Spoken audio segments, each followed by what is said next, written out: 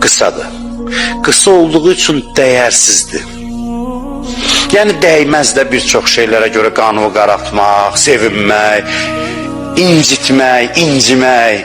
Gəldi nəsihət istədi. Elə çox istəyirəm bu sözü, mənim xoşuma gəlir. Alimdən nəsihət istədi, dedi iki şeylə: incitmə və incimə. Bunu eləyə bilsin, çox böyük adamsın.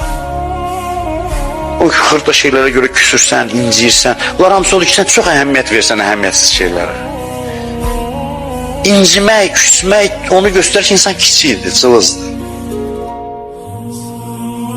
Uman yerdən küsəllər filan, bəzi məqamlar o küsmək də deyil, o məsələn nəyəsə təmənna eləmək, o bəzi məqamlarda olar. Amma ki, incimə və incitmə, bu cür yaşamaq üçün gərək həyatın əbədiliyini görəsən və buradakı həyatın müvəqqətiliyini.